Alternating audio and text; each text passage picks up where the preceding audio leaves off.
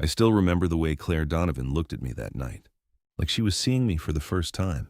Rain hammered against the hospital windows, hard enough to drown out the traffic below, but not hard enough to cover Lily's coughing from the ER room down the hall. My hands were shaking, not from the cold, not even from exhaustion. Fear, real fear, the kind that crawls into your chest and stays there. I was sitting on the floor beside the vending machines with blood on my sleeve and my daughter's tiny pink backpack clutched in my fist when Claire appeared at the end of the hallway in a black wool coat, her hair soaked from the storm outside. She froze when she saw me. A few months earlier, she had humiliated me in front of an entire ballroom full of wealthy strangers. Now she looked like she wanted to fall apart just looking at me. I remember laughing quietly through the pain and whispering, "Funny how life works, huh?" Then she knelt in front of me, touched my face with trembling fingers, and said something I never thought I'd hear from her. "I'm here now, Ethan." And that was the night everything changed. If you're listening tonight, I want to know where you're from and what time it is there right now. There's something strangely comforting about imagining people all over the world hearing the same story at different hours of the night. Maybe you're lying in bed. Maybe you're driving home. Maybe someone just broke your heart. Or maybe you're about to meet the person who changes your life without warning. And if stories like this feel like a quiet place for you, subscribe, stay a while. Because this one still hurts to tell. 3 months before the hospital, before the rain, before Claire Donovan touched my face like she was afraid I might disappear. I was standing in the service hallway of the Donovan Grand Hotel, holding a toolbox in one hand and my phone in the other, while my daughter complained about third-grade math homework through speakerphone. Dad, Lily sighed dramatically. "If trains leave 2 stations at the same time, why don't they just text each other?" I smiled despite the exhaustion pressing behind my eyes. "Because then your math teacher wouldn't have a job." "That's true," she whispered seriously. I heard cartoons playing in the background from Mrs. Ramirez's apartment downstairs, the elderly woman who watched Lily whenever my shifts ran late. "You eating dinner?" I asked. There was a pause. "Maybe, Lily. I had waffles. It's 7:30 at night. Breakfast food doesn't understand time, Dad." I rubbed my forehead, already fighting a headache. I'd been awake since 4:30 that morning doing deliveries before taking the hotel maintenance subcontracting job downtown. Some days felt like survival, stitched together with caffeine and unpaid bills. But Lily always made it lighter somehow. "Finish your homework," I told her softly. "I'll be home after midnight." "Okay." Then quieter. "Love you." The words hit me the same way every time. "Love you more, Bug." When the call ended, silence settled around me again. Industrial lights buzzed overhead.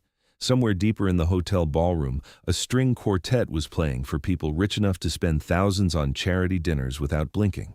I adjusted my worn work gloves and headed toward Ballroom C. That was the first time I saw Claire Donovan.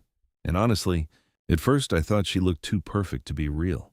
She stood near the center of the ballroom in a black satin dress with one hand wrapped around a champagne glass, while investors and executives orbited around her like nervous satellites. Tall, composed, beautiful in the kind of way that made rooms quieter. Not warm, just untouchable. Her dark hair rested over one shoulder in soft waves, and every time she looked at someone, they straightened instinctively. I'd worked enough temporary jobs around wealthy people to recognize power immediately, and Claire carried it effortlessly. I kept my head down and walked toward the damaged lighting rig near the backstage area. One of the event managers rushed toward me looking panicked. "Please tell me you can fix this before Ms. Donovan notices." I crouched beside the wiring panel. "What happened?" "Something shorted during setup." The manager lowered his voice. "She's already in a horrible mood." I almost laughed. People always said that about bosses they feared.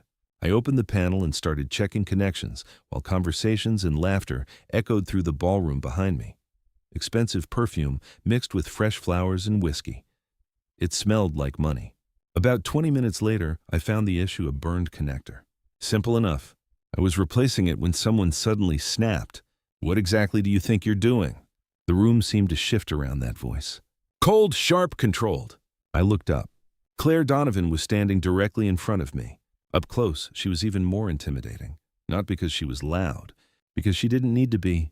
Her eyes dropped to the disconnected lighting system beside me. "Do you have any idea how much this installation costs?" I stood slowly. "The connector burned out. I'm replacing." "You unplugged the entire display during a live fundraiser."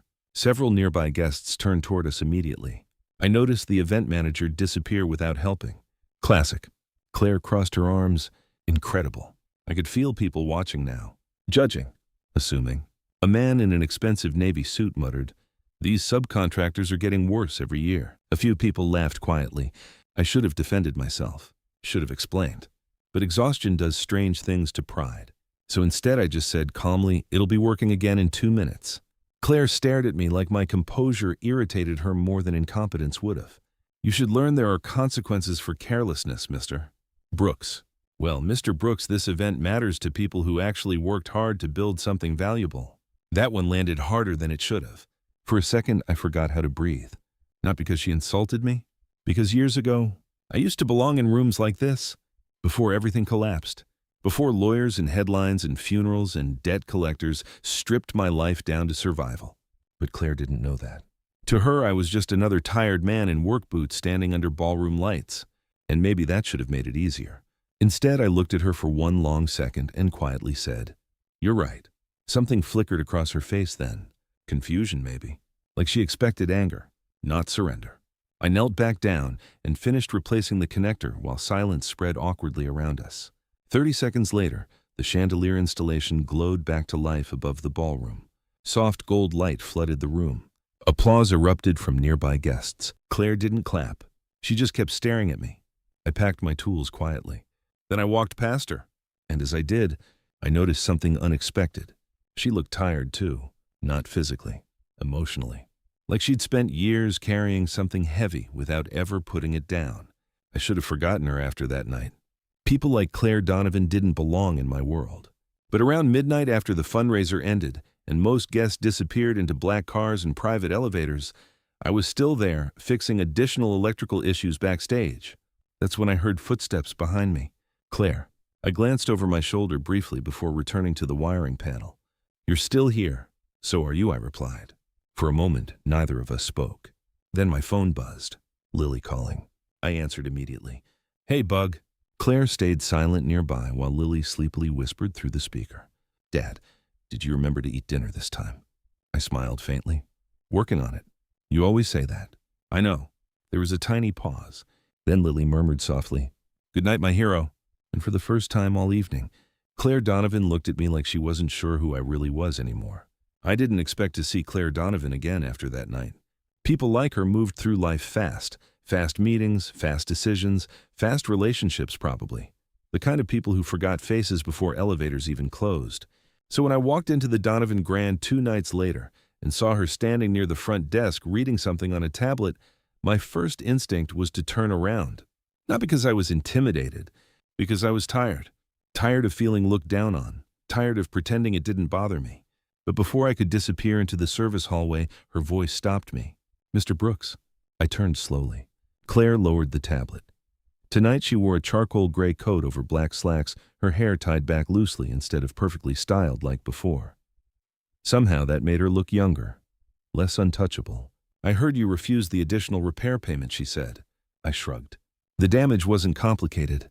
It still took extra hours. I've had worse nights. For a second, neither of us moved. The hotel lobby glowed softly around us, all warm marble and golden lighting. Outside, snow mixed with freezing rain against the tall glass windows facing Michigan Avenue. Chicago looked colder than usual. Claire studied me carefully. "You always answer questions like that." "Like what?" "Like you're trying not to say what you actually think." I almost smiled. Maybe I learned it's safer that way. Something shifted behind her eyes at that. Not offense, recognition. Before she could respond, thunder rolled outside. A few guests near the entrance turned toward the storm, nervously as rain suddenly slammed against the windows harder. The valet rushed through the revolving doors soaked. "Road flooding near Wacker," he announced toward the desk staff. "Traffic's barely moving." Claire exhaled quietly under her breath. "You parked nearby?" she asked me. "My truck's 3 blocks away." "You'll drown before you reach it." "I've survived worse than rain." That earned the faintest reaction from her, not exactly a smile. More like she wanted to smile but had forgotten how. The lobby lights flickered once, then twice. One of the managers hurried over. "Ms. Donovan, backup systems are acting up because of the storm." I sighed automatically. Of course they are. Claire looked at me. "You know electrical systems? I know old buildings. Can you take a look?" There it was again, that instinctive expectation that I would help. The strange thing was, I didn't mind when it came from her. 20 minutes later, I was in the lower maintenance corridor, tightening connections near the backup generator, while rain hammered the building overhead like war drums. Claire stood beside me holding a flashlight because the emergency lighting was unstable. "You don't have to stay down here," I told her. "I know. Most CEOs don't spend Friday nights in basement hallways. Most subcontractors don't work 3 jobs without complaining." I glanced up at her briefly. "You did research. You intrigue me." The words landed harder than they should have. Claire seemed to realize that immediately because she looked away first. The silence after that felt strange. Not awkward exactly. Heavy. Charged. I finished the repairs around midnight. When we returned upstairs, the storm had gotten worse. Streets flooded. Wind howled against the hotel windows. The manager approached Claire apologetically. "Road closures everywhere right now." Claire nodded once, then looked at me. "Looks like we're both stranded." An hour later, we were sitting across from each other in the empty hotel cafe, while an exhausted employee cleaned tables nearby. It felt surreal. The great Claire Donovan drinking terrible coffee with a maintenance subcontractor at 1 in the morning. She wrapped both hands around the paper cup. "You have a daughter," she said quietly. I leaned back slightly. "Lily. How old?" 8. Claire nodded slowly, like she was storing the information carefully somewhere private. "And her mother." There it was. The question people always regretted asking. I stared down at my untouched coffee. "She passed away 4 years ago." Claire's expression changed instantly. Not pity. Something softer. "I'm sorry." "Yeah." The silence stretched. Outside, lightning briefly illuminated the city skyline in silver flashes. Claire spoke again, more carefully this time. "You're raising Lily alone. Trying to. You make it sound temporary. Some days it feels temporary." She watched me closely. "You hide exhaustion well." I laughed quietly at that. "No, I don't." "You do," she said. "Most people perform struggle loudly. You don't." The way she said it made my chest tighten unexpectedly, like she'd been observing me longer than I realized. I looked at her properly then. Without ballroom lights and executives surrounding her, Claire seemed different, still beautiful, still composed, but tired. God, she looked tired. "You ever sleep?" I asked. That surprised her. "What?" "You look exhausted too." For the first time since meeting her, Claire looked caught off guard. Then she leaned back slowly. "I built a company that owns 7 luxury properties across the country." Impressive. "It mostly just means people call me at all hours demanding things." Sounds lonely. Her eyes lifted toward mine immediately. That one slipped out before I could stop it. The cafe suddenly felt much smaller. Claire looked at me for a long moment, then quietly asked, "How did you know?" I didn't answer right away.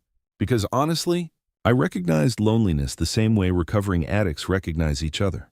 By the eyes, by the silence, by the way people avoided going home too early.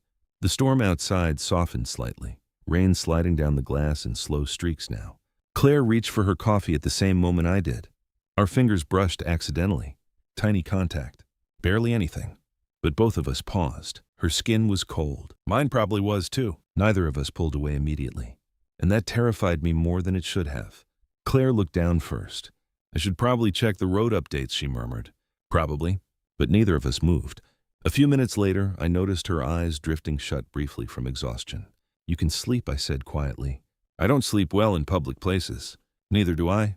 She gave me a tired look. "Yet somehow you seem less miserable about it." "That's because Lily says I look grumpy when I don't sleep." Claire laughed softly before she could stop herself. The sound caught me completely off guard, because suddenly she didn't sound like a CEO anymore. She sounded human, and for the first time since my wife died, I felt something dangerous shift quietly inside my chest. Around 2:30 in the morning, Claire eventually fell asleep in the chair across from me, despite trying not to. Her head tilted slightly sideways, one hand still wrapped loosely around the empty coffee cup.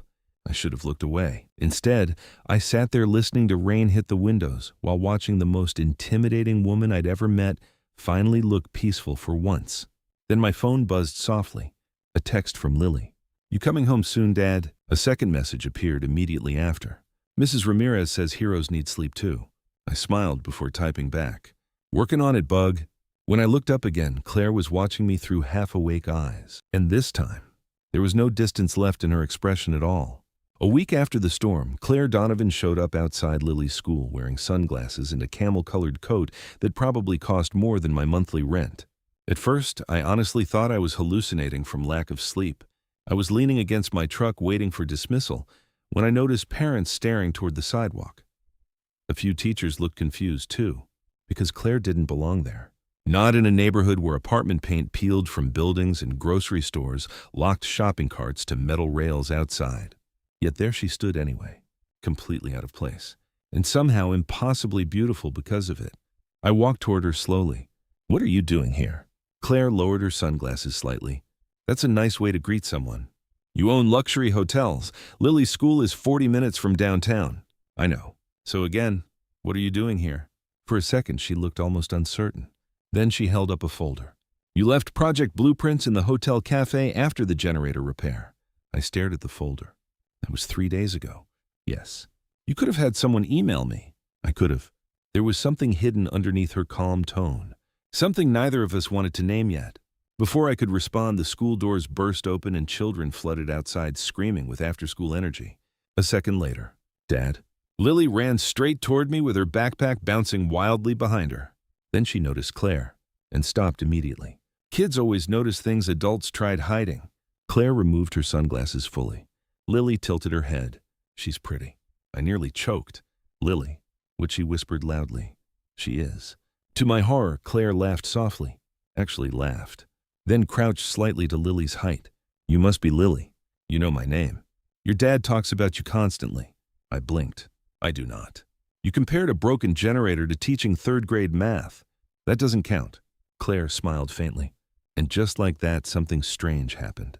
Lily immediately adored her. By the time we reached my truck, Lily was already asking Claire invasive life questions with the fearless confidence only children possessed. "Are you rich or regular rich?" "Lily." Claire pressed her lips together like she was trying not to laugh again. "I'm not sure there's a difference." "There is," Lily informed her seriously.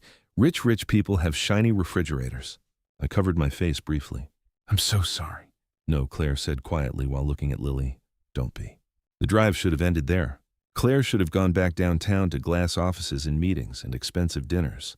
Instead, when Lily asked if Claire wanted to see her science project, Claire hesitated only half a second before saying yes. That's how the CEO of one of Chicago's largest hospitality companies ended up sitting at our tiny kitchen table drinking juice boxes while my daughter explained volcanoes. I watched Claire carefully the entire time. Not because I distrusted her, because I didn't understand her. Our apartment was small. Too small. The heater rattled constantly and one cabinet door hung slightly crooked no matter how many times I fixed it. But Claire never acted uncomfortable. She listened to Lily like nothing else mattered. And Lily, God Lily, glowed around her. At one point, Claire noticed a drawing taped beside the refrigerator. 3 stick figures holding hands. One had curly hair. One had a tie. One had a baseball cap. Claire stared at it quietly. "What's this?" Lily answered proudly before I could stop her. "That's us." The room suddenly became very still. I looked away immediately. Claire didn't. She kept staring at the drawing with an expression I couldn't read. Not discomfort. Not amusement. Something deeper. Something almost painful. Finally, she asked softly, "You drew me." Lily nodded. "You look nicer smiling." Claire swallowed hard at that, then glanced toward me briefly before looking back at Lily. "I'll work on that." The next few weeks blurred together strangely after that. Claire started appearing more often. At first, always with excuses. Hotel renovation discussions. Questions about structural maintenance. Project consultations. But eventually, even those excuses faded. Sometimes she'd bring coffee during my shifts. Sometimes she'd pick Lily and me up after school events because she was already nearby, even when she clearly wasn't. And slowly, without either of us saying it aloud, she started becoming part of our routine. The dangerous part wasn't attraction. It was comfort. Comfort is what ruins careful people. One Friday evening, Lily convinced Claire to help build a blanket fort in the living room while I cooked cheap spaghetti in the kitchen. "You're doing it wrong," Lily informed Claire seriously. "I own 3 penthouses. That's not fort experience." Claire glanced toward me helplessly. I almost laughed watching this powerful woman struggle with couch cushions and tape. Then she looked at me, really looked at me, and something in the air shifted quietly. Warm kitchen light. Soft music from Lily's tablet. Rain tapping against the apartment windows. For one terrifying second, it felt domestic, natural, like we'd been doing this for years. I turned away first. Later that night, after Lily fell asleep mid-movie inside the blanket fort, Claire helped me carry dishes into the kitchen. "You're good with her," I said quietly. Claire dried her hands slowly with a towel. She makes it easy. That's not true. Claire leaned against the counter. She trusts people too easily. She trusts you. The words hung there between us. Heavy. Claire's voice softened. I don't think people usually trust me. I looked at her carefully. Why? Because I expect too much. No, I said before thinking. You expect people not to disappoint you. Her eyes lifted toward mine immediately. Too much eye contact. Too much honesty. The kitchen suddenly felt smaller. Claire stepped closer without realizing it. Or maybe she did realize. I couldn't tell anymore. All this time, she whispered, I thought you were impossible to read. I let out a quiet breath. And now, I think you just hide hurt better than anyone I've ever met. That one hit dangerously close. Neither of us moved. I could hear the refrigerator humming softly behind us. Rain outside, Lily breathing faintly from the living room. Claire looked down briefly at my hands resting against the counter, then back up at me. And God. The silence between us felt intimate. Not sexual. Worse. Real. Suddenly, headlights flashed through the apartment window from the parking lot outside. Claire stepped back immediately. The moment shattered. A few minutes later, I found her asleep on the couch beside Lily, one arm hanging loosely off the cushion, while cartoon credits played quietly on the television. She looked peaceful there. Human. Not a CEO. Not untouchable. Just a woman too exhausted to keep carrying everything alone. I grabbed the blanket from the recliner and draped it carefully over her shoulders. Claire stirred slightly but didn't wake. My hand lingered near her arm longer than it should have. And as I stood there watching her sleep beside my daughter, I realized I was already in trouble, because for the first time in years, I didn't want to be lonely anymore. The rumors started quietly. That's how things like that always begin. A glance held too long in an elevator, a CEO leaving work earlier than usual, an assistant noticing coffee orders meant for two instead of one. Tiny things. But wealthy people treat gossip like oxygen, and Claire Donovan was the kind of woman people watched constantly. I realized something had changed the moment I walked into the Donovan Grand one Monday morning and conversation stopped. Not completely. Just enough. Just enough for me to notice. A young employee near the concierge desk glanced at my work boots before quickly looking away. Two executives near the bar lowered their voices as I passed. I kept walking. Years ago, that kind of thing would have made me angry. Now it mostly made me tired. The renovation project Claire hired me to consult on had expanded over the past month. Officially, I was there because the hotel planned structural redesigns for several older properties. Unofficially, I think Claire just liked having me nearby. And the dangerous truth, I liked being near her too. Too much. That morning, I found her alone inside one of the unfinished rooftop lounges overlooking downtown Chicago. Blueprints covered the long table beside her laptop. She looked up the moment I entered, and for 1 second, her entire expression softened. It happened so fast most people wouldn't have noticed it. But I did. You're late, she said quietly. I checked my watch. By 3 minutes. You're still late. I smirked faintly while setting my coffee beside the blueprints. You sound disappointed. Claire looked down at the documents too quickly. I had to sit through a board meeting alone. Tragic. That earned the smallest smile. God, those rare smiles were becoming dangerous for me. Because every time Claire relaxed around me, I saw another version of her underneath the polished executive mask. Softer, funnier, lonelier, more real. And I was starting to crave that version of her in ways I shouldn't. Claire slid one of the blueprints toward me. You were right about the support beams. I usually am. You're very arrogant for someone who avoids compliments. I leaned over the table to study the plans. You notice a lot. I have to. The words carried weight neither of us unpacked. Before I could respond, voices approached from the hallway outside. Board members. Claire's posture immediately changed. Shoulders straighter, expression colder, distance restored. 3 executives entered the rooftop lounge mid-conversation before stopping abruptly when they noticed me beside her. One older man glanced between us. Oh, he said slowly, you're still using outside contractors. Claire's voice became professional instantly. Mr. Brooks is consulting on the redesign. The man nodded while looking me over. Not rudely exactly, but definitely dismissively. You've been spending quite a bit of time on this project. There it was. Subtle. Careful. Insult wrapped inside observation. Claire's jaw tightened slightly. Was there something you needed, Howard? The man smiled thinly. Just reminding you that public image matters at your level. Silence. Sharp silence. I stepped back from the table immediately. Blueprints look good, I muttered. I'll check the lower framework. Claire looked like she wanted to stop me. But she didn't, because she was Claire Donovan. And powerful people learned early how to survive rooms by pretending nothing affected them. I understood that better than she realized. The problem was, I understood too much. Later that afternoon, I overheard the real conversation by accident while repairing lighting panels near the ballroom corridor. Two executives passed nearby without noticing me. "She's distracted lately." "You mean obsessed?" Quiet laughter. Then, "All this over some maintenance guy." The second man scoffed. "Midlife crisis, maybe. She could date senators if she wanted. Instead, she's playing house with a single father from Southside Apartments." Something inside my chest tightened painfully. Not anger. Recognition. Because I'd heard versions of those conversations before. Years ago, they spoke differently about me. Back when I wore tailored suits instead of work gloves. Back before life humbled me publicly. I kept working silently until their voices faded. But afterward, I couldn't stop thinking about Claire standing in rooms like that every day.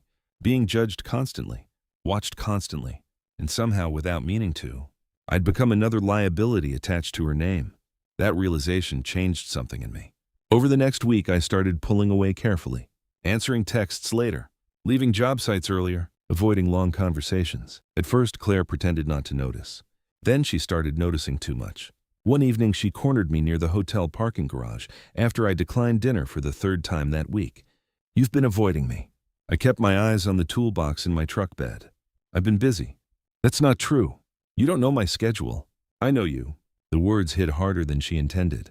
I finally looked at her then. Claire stood under the dim garage lights with frustration written across every inch of her face. And underneath that frustration, hurt. God, I hated seeing hurt on her. "You shouldn't be down here," I said quietly. Her eyes narrowed. "What does that mean?" "It means people are talking." "I don't care. Maybe you should." Claire stepped closer immediately. "You think I'm embarrassed of you?" "No," I said carefully. "I think your world punishes weakness." Silence. The fluorescent lights buzzed overhead. Claire stared at me like she wanted to shake something out of me. "You know what I think?" she whispered. I stayed quiet.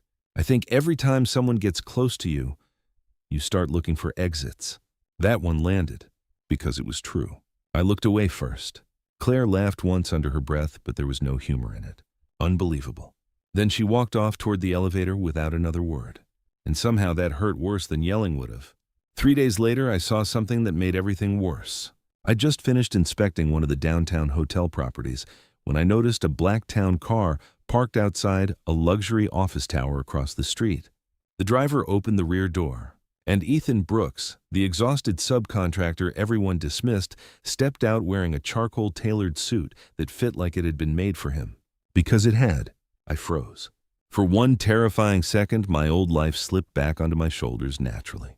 The expensive watch, the posture, the confidence I buried years ago. I should have known better than to wear that suit again. But I had attended a private legal meeting connected to unfinished business from my past, and I forgot Chicago was small, especially to someone always watching. Because across the street, Claire Donovan stood completely still beside her car, staring directly at me, confused, stunned, like she was suddenly looking at a stranger. Our eyes locked through evening traffic, and in that moment, I realized she was finally starting to understand that I had been hiding something from her all along. I should have walked over, explained everything. Instead, I got into the car and drove away, leaving Claire standing there alone beneath the city lights. Claire called me 6 times that night. I didn't answer any of them. Not because I wanted to hurt her, because I knew exactly what came next. Questions. Disappointment. The shift in someone's eyes once they realized you weren't who they thought you were. I'd seen it too many times already. So instead of answering, I sat alone in my apartment kitchen at 1 a.m. while Lily slept down the hall and stared at a glass of untouched whiskey I couldn't afford. The suit still hung over the chair nearby, a ghost from another life. I should have burned it years ago. My phone buzzed again across the table. "Claire." I closed my eyes briefly, then silenced the call. The next morning she showed up anyway. Of course she did. I opened the apartment door still half awake and immediately froze. Claire stood in the hallway wearing a long black coat hair, messy from wind-dark circles visible beneath her eyes like she hadn't slept at all. For a second, neither of us spoke. Then she looked past me into the apartment. "You disappeared." I leaned against the door frame. "I was working." "You were lying." Direct. Sharp. "Claire, when she was hurt." I exhaled slowly. "Lily's asleep." "Then let me in." Every instinct told me not to. But something in her expression stopped me. Not anger, determination. Like she had already decided she wasn't leaving without the truth. I stepped aside quietly. Claire walked into the apartment, slowly taking in details she'd seen before, but now viewed differently somehow. The cramped kitchen, the second-hand furniture, the unpaid bills stacked beside the microwave. Her eyes landed briefly on the expensive charcoal suit draped over the chair. Silence stretched. Then finally, "Who are you, Ethan?" There it was, the question I'd spent years avoiding. I rubbed a hand across my jaw tiredly. "Depends who's asking." "Stop doing that." "Doing what?" "Answering everything except the actual question." Her voice cracked slightly at the end, and that affected me more than yelling would have. Claire crossed her arms tightly. "I looked you up." I laughed quietly under my breath. "Of course you did." "I found articles." My chest tightened instantly. Not because she found them. Because I knew exactly what they said. Claire's voice softened carefully. "You were an architect." I looked away. "A long time ago. You co-founded Brooks and Vale Development." "Yeah." "You built half the riverfront restoration projects downtown." "Some of them." Claire stared at me, like she still couldn't connect the man from the articles to the man standing barefoot in an apartment kitchen. "They called you one of the youngest developers in Chicago." "That was before." Silence. Then quietly. "The corruption scandal?" There it was. The real thing. The stain that never washed off. I leaned back against the counter slowly. My business partner moved investor money through offshore accounts without telling me. When federal investigators started digging, somebody had to take the public fall. Claire frowned. "You said nothing." "I signed the papers." "Why would you do that?" "Because my wife was dying. Because hospitals cost money. Because lawyers told me fighting would destroy us completely. Because grief makes cowards out of people sometimes." But I only said, "It was easier." Claire stared at me in disbelief. "No," she whispered. "It wasn't." I laughed again, but there was nothing funny in it. "You know what's interesting? Everyone thinks losing money ruins your life." I looked directly at her then. "It doesn't." Claire stayed very still. "Losing someone does." Her eyes softened instantly, and suddenly I hated myself for saying it out loud. Because mentioning Hannah still felt like reopening old fractures in my chest. Claire spoke gently now. "Your wife." I nodded once. "Cancer." The apartment felt unbearably quiet. Outside, snow drifted slowly past the windows in soft gray waves. Claire stepped closer, carefully like approaching something wounded. "How did she die?" I swallowed hard. "In hospice." The words barely came out. "Lily was 4. Claire closed her eyes briefly. "God." That expression nearly broke me. Not pity. Pain. Real pain. She knew everything was collapsing around us. I continued quietly. The company, lawsuits, debt, reporters outside hospitals. I stared down at my hands, and one night she looked at me and said, "Promise me Lily grows up knowing peace." Claire didn't move. "She didn't ask me to rebuild my reputation," I whispered. "She asked me to protect our daughter." The silence afterward felt endless. Then Claire asked softly, "So you walked away from everything?" "I walked away from who I used to be." Her eyes searched mine carefully. "And you never wanted it back?" I almost answered immediately. Almost lied. But Claire had already seen too much. So instead, I admitted quietly, "Sometimes I miss the version of myself that believed life was stable." That one lingered between us painfully. Claire looked around the apartment again. At the peeling paint, the tiny kitchen, the exhaustion built into every inch of my life. Then she whispered, "And all this time you let me think that I was just some maintenance guy." Her face tightened immediately. "That's not what I mean." "It's exactly what you mean." Claire flinched slightly, and instantly I regretted it. I rubbed my forehead tiredly. "You humiliated me that night at the fundraiser because you thought I was beneath you. I didn't know you." "Exactly." Silence. Heavy silence. Then Claire said the thing I didn't expect. "I never thought you were beneath me." I looked at her carefully. "You just thought I was ordinary." Her eyes filled with something emotional and complicated. "No," she whispered. "I thought you were hiding." That hit harder than everything else combined. Because she was right. God, she was right. Claire stepped closer again until barely a foot separated us now. "You know what hurts?" she asked quietly. I said nothing. "You only started trusting me after I met Lily." I frowned slightly. "What?" "You let her see you, the real version." Claire's voice trembled softly. "But me, you kept deciding for me what I deserved to know." I opened my mouth, closed it again, because there was no defense. Claire looked devastated suddenly. Not angry anymore, just hurt. "You don't understand how much that matters to me," she whispered. Claire, and the worst part, her eyes locked onto mine. You still think I'm only seeing you differently because of your past. I stayed silent, because maybe part of me believed exactly that. Claire laughed quietly through visible emotion, then shook her head slowly. You really have no idea who you are, do you? Before I could answer, she stepped back toward the door. I panicked unexpectedly. Claire. She paused, and for the first time since I met her, I saw tears in her eyes. You know what's sad, she whispered. I couldn't breathe suddenly. You only think you matter if people know who you used to be. The words shattered something quietly inside me. Then Claire opened the apartment door and left. And a few seconds later, I heard my daughter's sleepy voice from the hallway behind me. Dad. I turned slowly. Lily stood there holding her blanket. You're crying. I touched my face and realized she was right. Claire didn't call for 4 days after leaving my apartment. Not one text. Not one late-night message pretending to ask about blueprints or hotel inspections. Nothing. And somehow the silence felt louder than our arguments. I told myself it was better this way. Simpler. Safer. Then, on the 5th day, Lily walked into the kitchen before school holding her backpack and casually destroyed whatever emotional stability I had left. Are you and Claire fighting? I nearly dropped my coffee. What? You look sad in the forehead. I stared at her.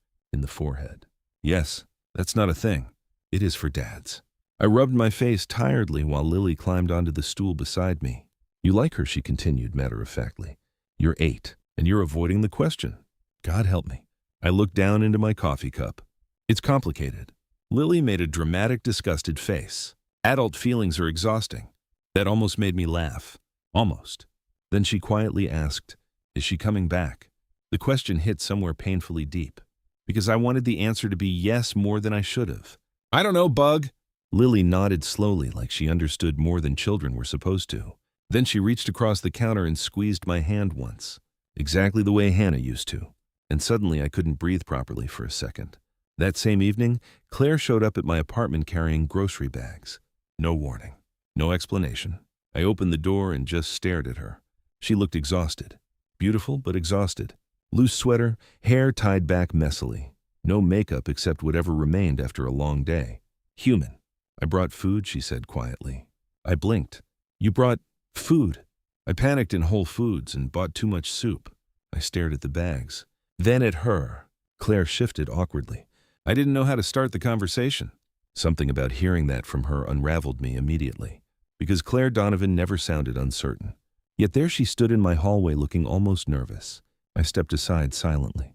The apartment smelled faintly like detergent and old radiator heat. Claire placed the groceries on the kitchen counter while I closed the door behind her. Neither of us spoke for a full minute. Then she quietly said, I'm sorry. Simple. No performance. No ego. I leaned against the counter. You don't have to apologize. Yes, I do. Claire looked down briefly before meeting my eyes again. I spent my entire life assuming people either wanted something from me or wanted access to what I built. Her voice softened. And then I met you. The room felt smaller instantly. Claire swallowed carefully. You looked at me like I was just a person. I forced myself not to look away. You are. That terrified me. God.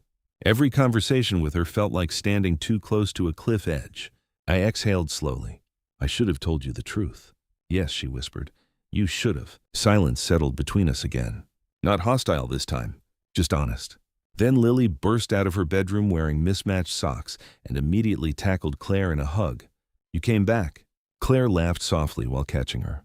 And just like that, the heaviness in the room cracked open slightly.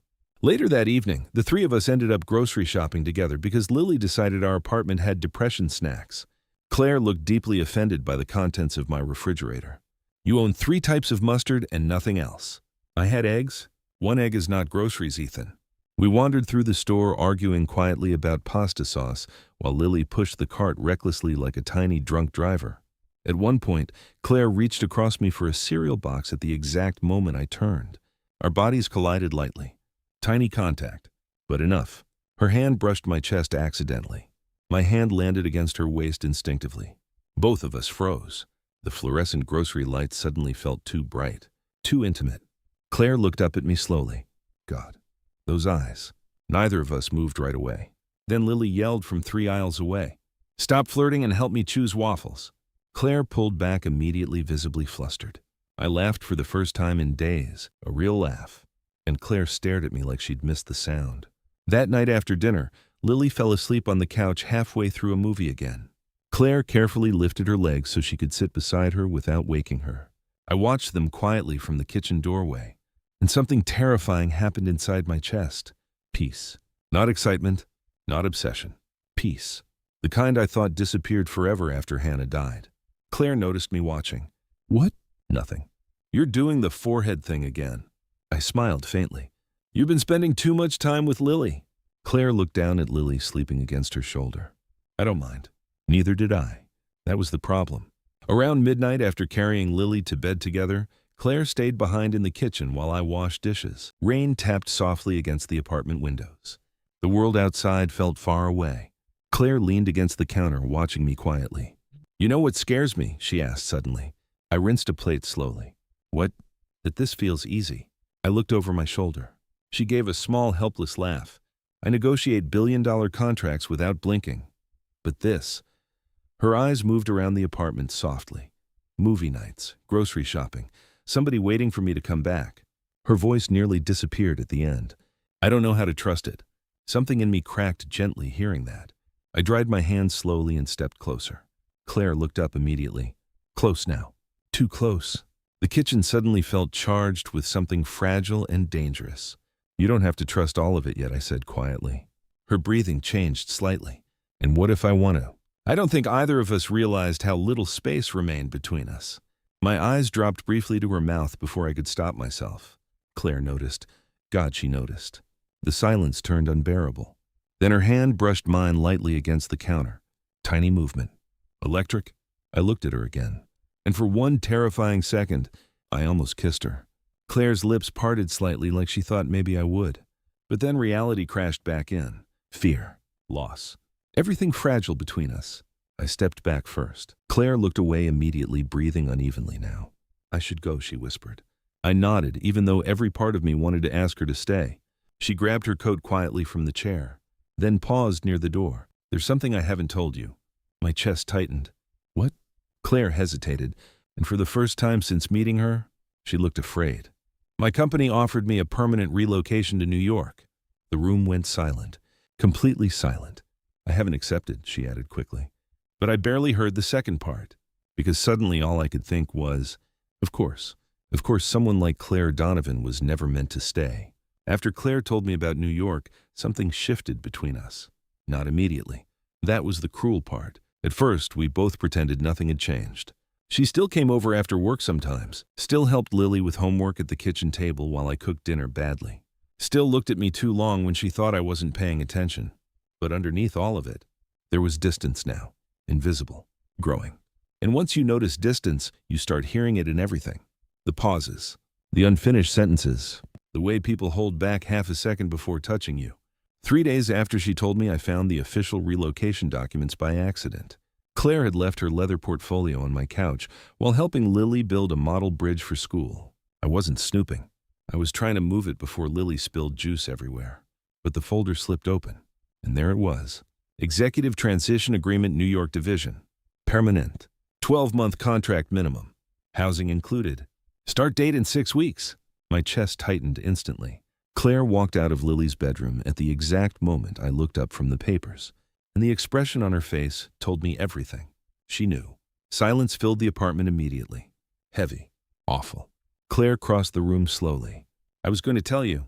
I laughed once under my breath. When... That's not fair. No, I set the papers down carefully. Looks pretty straightforward to me. Claire's jaw tightened. I haven't accepted. But you considered it.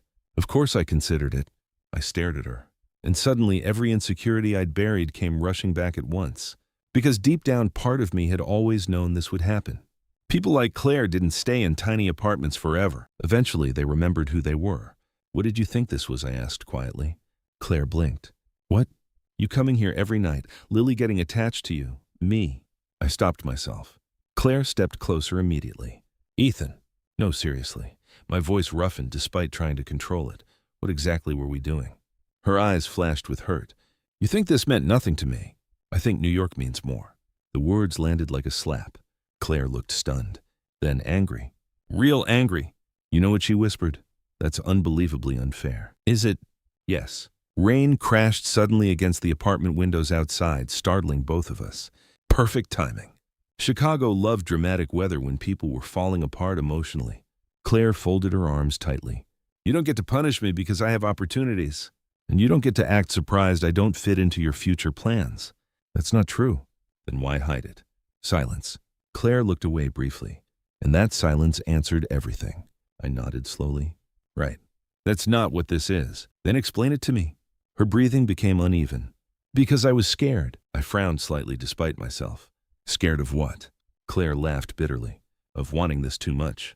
That should have changed everything. Instead, I felt myself getting angrier.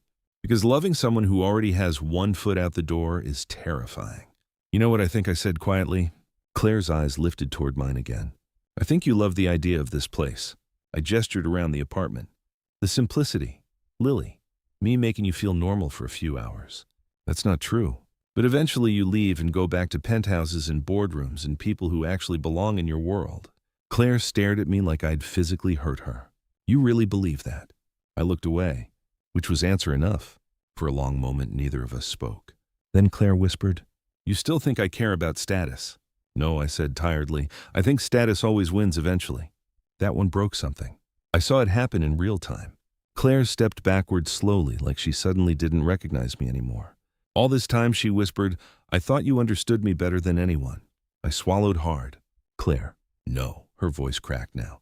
You know what hurts most? You keep deciding who I am every time you're afraid. That hit hard because it was true. Again. God, she saw through me too easily. Claire shook her head slowly. You don't trust good things. I laughed quietly. Experience taught me not to. And experience taught me people leave, she shot back immediately. But I still stayed. Silence. Sharp silence. Lightning flashed through the apartment windows, briefly illuminating tears gathering in her eyes. I'd never seen Claire cry before, and somehow that terrified me more than losing her. You think New York is about ambition? She whispered. I stayed quiet. It's not. Her voice softened painfully. It's about escape. I frowned. From what? Claire laughed weakly through tears. From waking up every day feeling completely alone. Something inside my chest cracked hearing that. But before I could say anything, her phone rang. Claire glanced at the screen briefly and declined the call immediately. Then another call came, and another. She looked exhausted suddenly, completely exhausted. Claire, I can't do this tonight. The way she said it nearly destroyed me. Not cold, not angry, broken. She grabbed her coat from the chair quickly while wiping at her eyes. I stepped forward instinctively. Wait. Claire stopped near the door but didn't turn around. And quietly, almost too quietly to hear, she said, I was trying to choose you. The words hollowed me out instantly. Then she left. The apartment door closed softly behind her. And just like that, everything felt empty. I stood there staring at the rain-covered windows for what felt like forever. Then suddenly, Dad. I turned sharply. Lily stood in the hallway wrapped in her blanket, pale and trembling. Something was wrong immediately. Her face looked flushed, too flushed. Buck. She swayed slightly. My stomach dropped. I crossed the room fast and touched her forehead. Burning. Jesus Christ. Dad, she whispered weakly. Panic hit me instantly. Real panic. The kind that steals oxygen from your lungs. I grabbed my keys with shaking hands while lifting her into my arms. It's okay, I lied softly. I got you. Outside, rain poured violently across the streets as I carried Lily toward the truck. She coughed hard against my shoulder. And suddenly, all I could think about was hospitals. Machines. Hospice rooms. Loss. Number. No. Not again. I drove through red lights with one hand gripping the steering wheel and the other holding Lily's tiny, shaking fingers. My chest felt tight enough to crack open. And somewhere in the middle of the storm, I realized Claire had been right. I was terrified of losing people long before they ever had the chance to leave me. Hospitals at night all feel the same. Too bright. Too quiet. Too full of memories people spend years trying to survive. By the time we reached St. Mary's Medical Center, Lily could barely keep her eyes open. I carried her through the emergency entrance while rainwater soaked through my jacket and dripped onto the polished floors beneath us. She has a high fever, I told the nurse too quickly, and she's having trouble breathing. The nurse immediately guided us toward triage. Everything after that blurred together. Questions, forms, machines beeping, a doctor mentioning severe pneumonia. I answered automatically while my mind spiraled somewhere darker. Because 4 years earlier, I'd stood in another hospital holding another hand I couldn't save. And suddenly every buried fear came roaring back at once. By midnight, Lily was finally asleep in a pediatric observation room connected to IV fluids and oxygen support. The doctor assured me repeatedly she would recover. But fear doesn't listen to logic once grief teaches your body how loss feels. So instead of sleeping, I sat alone in the hallway outside her room with my elbows on my knees and my hands shaking hard enough to hurt. That's where Claire found me. Exactly like the night from the beginning. Rain still clung to her coat when she rushed down the corridor toward me, visibly out of breath, like she'd run through half the city to get there. The moment she saw me, she stopped completely. I looked terrible. I knew that. Blood from where I'd accidentally scraped my arm carrying Lily inside had dried against my sleeve. My eyes burned from exhaustion. My entire body felt hollowed out from panic. Claire's expression shattered instantly. "Ethan," I laughed quietly under my breath. Not because anything was funny, because life was cruel sometimes. 3 hours earlier, we were destroying each other emotionally in my apartment. Now all I wanted was for her to stay. I rubbed my face hard. "She's sick." Claire crossed the distance between us immediately. "How bad?" "Pneumonia." The word cracked in my throat. Claire knelt slightly in front of me without caring about the polished hospital floor beneath her expensive coat. "Hey," she whispered softly. I looked away. Because if I looked directly at her right, then I might completely fall apart.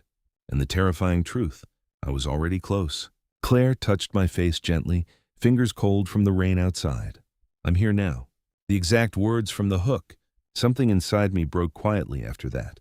Not dramatically. Not loudly. Just enough for the exhaustion and fear to finally reach the surface. I closed my eyes briefly. I thought, my voice failed. God, I thought. Claire moved closer instantly. "She's going to be okay. I know what doctors say before bad things happen." The words slipped out before I could stop them. Claire went still. Then softer. "This isn't Hannah." Hearing my wife's name nearly destroyed me. I swallowed hard while staring at the hospital floor. I couldn't save her. Claire's hand slid carefully into mine. "You were never supposed to. I promised Lily she'd always be safe. You can't control illness, Ethan." I should have noticed sooner. Claire shook her head immediately. "Number, I was too busy fighting with you." "Stop." Her voice cracked sharply enough to make me finally look at her. Claire's eyes were filled with tears now. Real tears. "You do not get to blame yourself for loving people." Silence hit hard after that. Because underneath everything else, that's what this was. Love. Terrifying, complicated, undeniable love. Neither of us said it yet. But it sat between us anyway. "Breathing?" "Alive." Claire squeezed my hand carefully. "Did she ask for me?" I nodded once. Before she fell asleep. Claire closed her eyes briefly like the answer physically hurt her. Then she whispered, "I almost didn't come." That surprised me enough to pull me partially out of panic. "What?" She looked down at our hands. "I thought maybe you hated me after tonight." I stared at her, and suddenly, all the anger from earlier felt small compared to this, compared to losing her, compared to almost losing Lily. "I never hated you," I said quietly. Claire looked up slowly. "Then why does loving you feel so hard?" God, that question. I leaned back against the wall heavily. "Because I don't know how to survive losing people anymore." Her expression softened immediately. Claire shifted closer beside me on the floor until our shoulders touched lightly. "I don't know how to survive being needed," she admitted softly. The vulnerability in her voice wrecked me. We sat there in silence for a while after that. Hospital lights humming overhead. Rain tapping against distant windows. Two damaged people trying unsuccessfully not to need each other too much. Around 3 in the morning, Claire rested her head gently against my shoulder. The movement was small, tentative, like she expected me to pull away. Instead, I turned slightly toward her instinctively. And for the first time in years, I didn't feel alone inside a hospital. Claire spoke so quietly I almost missed it. "When my father died, people showed up at the funeral talking about stock prices." I frowned slightly. She laughed weakly. That's when I realized nobody actually knew him. The sadness in her voice felt ancient. I spent my whole life trying to become impressive enough that people couldn't ignore me. I looked down at her carefully. "You already were." Claire's eyes closed briefly. "No," she whispered. "I was just useful." That sentence nearly shattered me, because I understood it too well. Without thinking, I lifted my hand and brushed a strand of hair gently away from her face. Claire looked up immediately. The air between us changed, softened. No walls left anymore. Just exhaustion and honesty. My thumb lingered briefly against her cheek. And this time, Neither of us pulled away. The moment stretched quietly, dangerously, then a small, sleepy voice interrupted from the doorway behind us. Seriously. We turned sharply. Lily stood there holding her stuffed rabbit weakly against her chest while the nurse smiled awkwardly behind her. Claire blinked. Lily? My daughter squinted at both of us suspiciously. Are you two finally done pretending? Silence. Then Claire laughed softly through tears. And for the first time all night, so did I. Recovery changed the rhythm of everything. After the hospital, life slowed down in strange, fragile ways. Lily spent the next 2 weeks at home recovering, while Claire practically moved into our apartment without either of us officially discussing it. Not permanently. Not intentionally. It just happened. She started leaving extra clothes in the bathroom. Her coffee order became part of our grocery list. Sometimes I'd wake up at 6 in the morning and find her standing barefoot in my kitchen wearing one of my old sweatshirts while packing Lily's lunch. And every single time, my chest tightened like I still couldn't believe she was real. The first few days after the hospital were gentle between us. Careful, like both of us understood how close we'd come to losing something important. One snowy afternoon, I found Claire asleep beside Lily on the couch while paperwork rested half-finished across her lap. The television played quietly in the background. Lily's head rested against Claire's shoulder. And for one dangerous second, I let myself imagine this permanently. Not the apartment, not the struggle, just this feeling. Home. Claire stirred slightly when I pulled the blanket higher over them. Her eyes opened slowly. You're staring again, she murmured sleepily. I smiled faintly. You drool when you nap. I absolutely do not. You definitely do. Claire narrowed her eyes. Rude. God, I loved making her laugh. That realization terrified me. Because loving someone means giving life another opportunity to destroy you. And apparently I still hadn't learned my lesson. A few nights later, after Lily finally went to sleep without coughing every 10 minutes, Claire and I sat together on the fire escape outside the apartment building, wrapped in winter coats while snow drifted softly over the city. Chicago looked quieter after midnight, less sharp. Claire held a cup of tea between both hands. I turned down New York. I looked at her immediately. What? She didn't look at me. I called the board yesterday. My stomach tightened. Claire, they offered more money. Of course they did. And a penthouse. I almost smiled. Very generous. Claire finally looked over then. I said no. Silence settled heavily between us. Snowflakes melted slowly in her dark hair. Why, I asked quietly. Claire laughed once under her breath. You really still don't know? The way she looked at me after saying that nearly stopped my heart. I swallowed hard. You shouldn't give up your future because of me. Claire's expression changed instantly. That's not what this is. Then what is it? She stared at me for a long moment before answering. The first half of my life was spent trying to become someone people respected. Her voice softened, and the second half became about trying to become someone people loved. I looked away briefly because something in my chest hurt hearing that. Claire leaned back against the cold brick wall behind us. You know the strange part. What? I achieved everything I thought I wanted. Her eyes found mine again, and I was still lonely. The honesty in her voice felt devastating. I rubbed my hands together slowly against the cold. You wouldn't be lonely in New York. Claire smiled sadly. That's exactly the problem. I frowned slightly. I don't understand. You think loneliness means being alone. Snow drifted quietly between us. But sometimes loneliness is being surrounded by people who never really see you. God. Every conversation with her felt like she was reaching directly into the parts of me I kept hidden from everyone else. Claire looked down at her tea. When I'm here, she whispered, I feel real.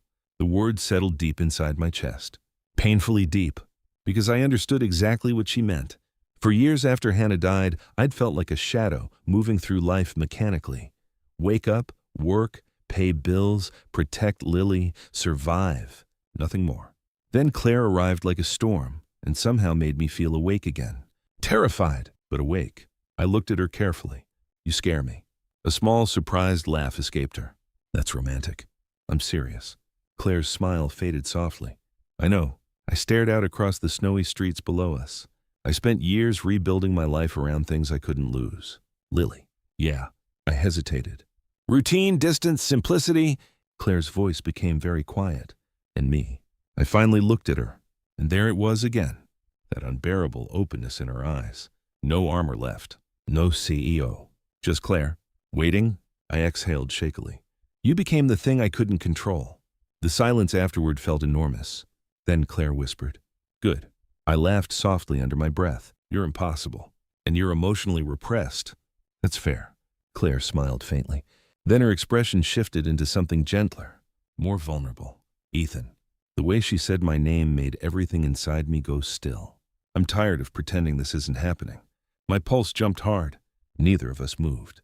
Snow continued falling around us softly while the city lights glowed below. I love Lily, Claire whispered first. That part's easy. Emotion tightened painfully in my chest. Then she looked directly at me. But you? Her voice nearly disappeared. You matter to me in a way that scares me. God, I couldn't breathe properly. For months we'd danced around it, avoided it, buried it inside glances and unfinished conversations and accidental touches. But now there was nowhere left to hide. I reached for her hand slowly. Claire's fingers immediately intertwined with mine like they belonged there. Warm, certain. I've been in love with you for a while now, I admitted quietly. Claire closed her eyes briefly, like hearing the words physically overwhelmed her. Then she laughed softly through visible emotion. You waited until now to say it. I'm not good at this. No, she whispered while smiling shakily. You really aren't. I lifted my free hand carefully toward her face. And this time, I didn't stop myself. My fingers brushed softly along her jaw before tilting her face toward mine. Claire's breathing changed instantly. Her eyes dropped briefly to my mouth, then back up, slowly, carefully, like we both understood this moment mattered more than either of us wanted to admit. When I kissed her, it wasn't desperate, wasn't rushed. It felt like finally exhaling after holding my breath for months. Claire kissed me back softly at first, then deeper, emotionally, like she'd been waiting for it too. Snow melted against our coats while Chicago glowed quietly beneath us. And for the first time in years, I let myself believe happiness might actually survive me. Then my phone buzzed inside my jacket pocket. I ignored it immediately. Claire smiled against my mouth. Probably important. Don't care. The phone buzzed again and again. Reluctantly, I pulled back and checked the screen. Unknown number. Voicemail notification. I frowned slightly before opening it. A man's voice filled the cold night air quietly. Ethan, it's Daniel. My blood ran cold instantly. Daniel Vale, my former business partner. The man responsible for destroying my life. His voice sounded strained. There's something you need to know about the federal case. Claire's expression shifted immediately beside me. Then the voicemail ended, and just like that, the past came crashing back into our lives again. I didn't sleep that night, not after hearing Daniel Vale's voice again. Claire stayed beside me on the fire escape long after the voicemail ended, snow collecting silently across the metal railing while my entire past reopened inside my chest. You don't have to call him back tonight, she said softly. I stared at the phone in my hand. I know, but we both understood I would. Some ghosts don't stay buried once they start speaking again. The next morning, I met Daniel in a quiet, private conference room downtown overlooking the frozen Chicago River. The irony wasn't lost on me. Years earlier, we used to sit in rooms exactly like this, planning million-dollar developments and talking about the future like we owned it. Now he looked older, smaller somehow, like guilt had been slowly hollowing him out for years. Daniel stood the moment I entered. Ethan. I didn't answer immediately, just sat across from him quietly. For a long moment, neither of us spoke. Then finally, you look terrible, I muttered. Daniel laughed weakly. Yeah, I deserve that. I leaned back in the chair. What do you want? His expression darkened immediately. I'm confessing. That caught me off guard. To what? To everything. Silence. Sharp silence. Daniel rubbed trembling hands together before continuing. The offshore accounts, the falsified signatures, all of it? I stared at him carefully. Why now? His eyes filled with something close to shame. Because you lost everything protecting people who didn't deserve it. I laughed once under my breath. A little late for guilt, I know. He swallowed hard. But Hannah deserved better than what happened. Hearing her name still hurt, even now. Even after years. Daniel looked down at the table. I kept telling myself I'd fix it eventually. Then too much time passed and cowardice became easier. I said nothing. Because honestly, part of me stopped needing justice years ago. Survival had replaced revenge a long time back. Daniel slid a folder slowly across the table toward me. Signed statements, financial records. Enough evidence to reopen the investigation completely. My pulse tightened. This clears you, he whispered. I stared at the folder for a long time without touching it. Then quietly asked, why are you really doing this? Daniel looked exhausted suddenly. Because my son asked me last week why I never smile anymore. The room went still. And I realized he continued softly, I've spent years teaching him success matters more than honesty. He shook his head weakly. I don't want him becoming me. God, that hit harder than anger would have. 2 weeks later, everything exploded publicly. News outlets picked up the reopened case almost immediately. Headlines changed overnight. Former developer wrongfully implicated. Brooks cleared after partner confession. People started calling again. Law firms, investors, architectural firms offering positions. One major development company even offered me a leadership role overseeing restoration projects across the Midwest. 10 years ago, I would have accepted immediately. That version of me chased ambition like oxygen. But life changes what matters. One snowy evening, I stood alone in the kitchen, staring at the official job proposal, while Claire helped Lily rehearse lines for her school recital in the living room. Their laughter drifted softly through the apartment. Warm, real, alive. Claire eventually walked into the kitchen carrying 2 mugs of tea. You've been staring at that paper for 20 minutes. I smiled faintly. Maybe I'm dramatic. You are dramatic. She handed me a mug before leaning lightly against the counter beside me. Neither of us mentioned the job immediately. We didn't need to. It sat between us quietly anyway. Finally, Claire asked, What do you want? Simple question. Complicated answer. Years ago, I wanted recognition. Power. The thrill of building things large enough that strangers remembered my name. But standing there in that tiny apartment kitchen, listening to Lily singing badly from the next room while Claire smiled softly into her tea. None of those things felt important anymore. I think I said slowly I spent a long time believing success would protect me from pain. Claire stayed quiet beside me. But losing Hannah taught me something ugly. I looked down at the job offer. No amount of achievement stops life from breaking your heart. Claire's fingers brushed mine gently. And what did loving us teach you? Us. God. That word nearly ruined me. I looked at her carefully. That peace matters more. Claire smiled then, softly, like she understood exactly what I meant. A week later, I officially declined the executive offer. Instead, I accepted a smaller independent design position here in Chicago with flexible hours and local projects. Less money, less prestige, but more life. And strangely, I'd never felt richer. The final piece of everything came during Lily's winter recital at school. The auditorium smelled like cheap coffee and wet coats while parents crowded into folding chairs holding phones and flowers. Claire sat beside me wearing my scarf because she claimed hers wasn't warm enough, which was absolutely a lie. Halfway through the recital, Lily stepped onto stage in oversized angel wings, slightly crooked from bad costume assembly. She spotted us immediately in the audience and smiled so brightly my chest physically hurt. Afterward, she sprinted toward us backstage. Did you see me? You missed half your choreography, I informed her seriously. Lily gasped dramatically. Traitor. Claire laughed beside me while fixing Lily's crooked halo. Then suddenly, Lily looked between us suspiciously. You're both smiling too much. Mind your business, I muttered. Absolutely not. Claire nearly choked laughing. And standing there beneath cheap fluorescent school lights, I realized something quietly. This was the life I almost missed while mourning the one I lost.